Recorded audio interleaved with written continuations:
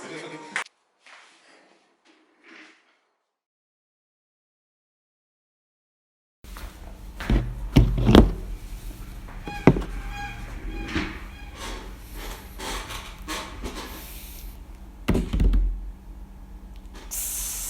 ya. Selamat datang di channel ini lagi. Di video kali ini aku mau membahas tentang lensa Sony E-mount 35mm f1.8 OSS. Penting OSS. Oke, kita mulai membahas lensa ini. Harusnya ada bumpernya ya, cuman belum ada jadi langsung aja gitu. Oke, kita mulai. Compact, serbaguna, dan tajam. Itulah 3 kata yang bisa saya gambarkan tentang lensa Sony 35mm f1.8 OSS ini. Langsung aja kita bahas. Kita mulai dari material pembuatannya. Jadi lensa ini kemarin saya baca-baca, material pembuatannya itu dari campuran aluminium dan plastik. Kebanyakan lensa emang dibuatnya dari campuran aluminium dan plastik. Jadi memang secara kualitas memang kurang baik. Tapi untuk lensa Sony 35mm ini dia udah dilengkapi dengan hood yang bisa melindungi bagian depan, elemen depan dari lensa ini. Kalau lagi di tas gitu bisa aman, atau kalau pas pengambilan gambar itu bisa flare itu bisa terjaga gitu. Yang cahaya masuk ke lensa itu nanti kalau jadi flare tahu kan ya, yang kayak gini, set, asik, langsung muncul ya. Bukan dong. Aduh, saru. Oke, lanjut. Bahaya nih lama-lama.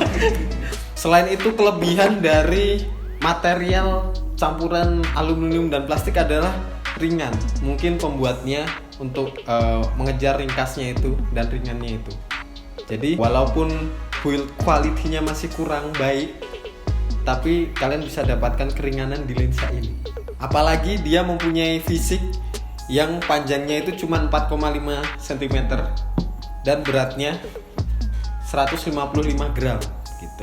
Jadi lensa ini yang tak bilang di depan tadi compact, benar-benar compact dan ringkas, karena secara fisik dan berat itu sangat ringan.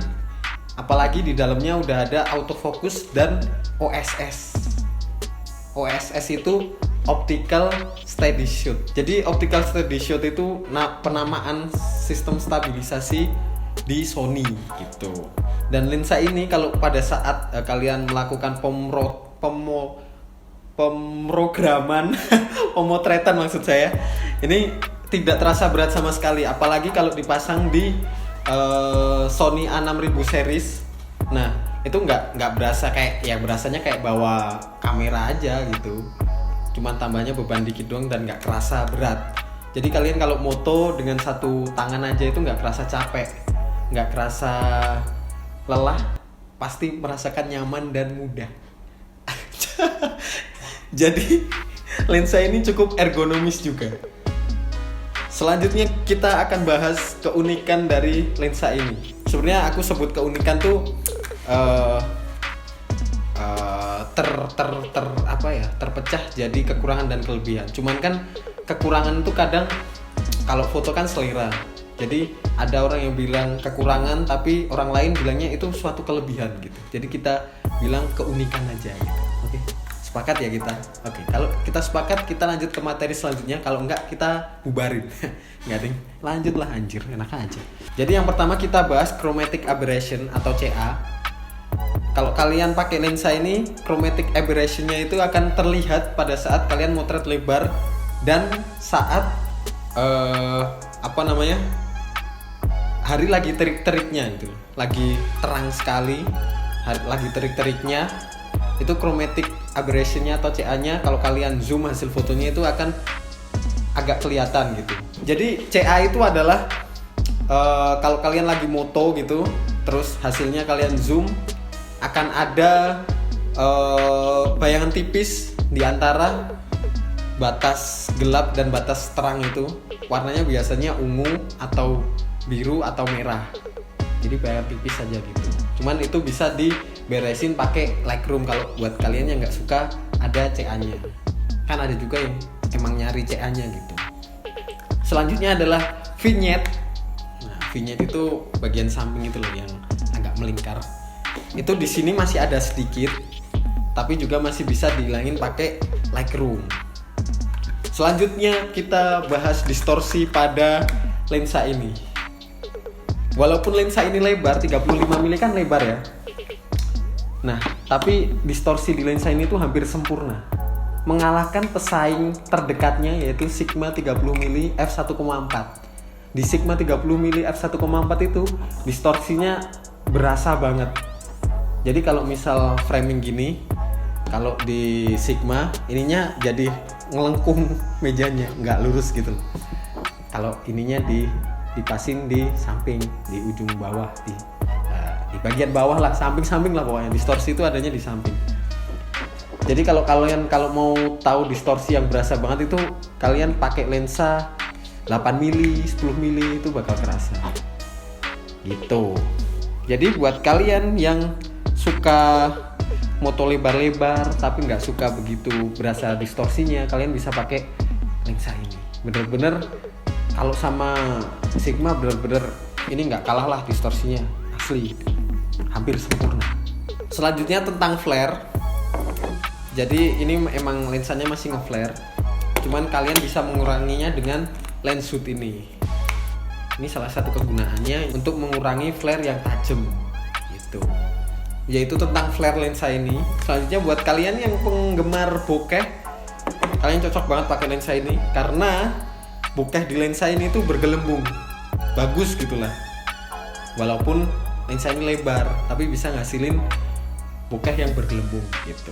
Next kita bahas autofocus pada lensa ini. Memang lensa ini keluaran 2013 dan tidak bisa kita bandingkan dengan pembaru-pembarunya ya. Tapi untuk urusan autofocus, lensa ini masih sangat cepat dan sangat oke. Contohnya AF atau autofocus pada mata. Jadi pendeteksi mata gitulah autofokusnya. Dan AFC, autofocus continuousnya, yang autofocus secara berkelanjutan itu masih sangat baik, apalagi digabungin sama OSS, sistem stabilisasi pada Sony tadi yang disebutnya OSS gitu ya. Jadi kombinasi antara kemampuan autofokusnya dan OSS-nya itu membuat banyak video kreator atau videografer mengganti lensa kitnya dengan lensa ini yang juga masih terjangkau gitu. Oke, mungkin itu dulu yang bisa saya share ya, walaupun sedikit. Mudah-mudahan kalian bisa nangkep gambarnya seperti apa. Ya, untuk kesimpulannya, lensa ini gambarnya sangat solid dan autofokusnya oke banget. Menurut saya masih cukup banget untuk membuat video dan lain-lain. Dan yang terpenting adalah ringkas dan mempunyai stabilisasi gambar optik. Itu dia. Nah, untuk kalian, kalau kalian videografer, video kreator, ini sangat membantu kalian dalam pembuatan konten, memudahkan, meringankan kalian untuk membuat konten. Ya, memang banyak sekali alternatif lain yang lebih tajam mungkin ya. Tapi kalian tidak akan menemukan lensa yang ringkas, sekecil ini, ringan, yang sudah mempunyai autofocus yang oke dan optical steady shot atau stabilisasi gambar optik. Gitu. Sekian dulu video dari saya membahas tentang lensa Sony E35mm f1,8 OSS. OSS itu sangat penting. Terima kasih yang udah nonton. Jumpa lagi di video berikutnya.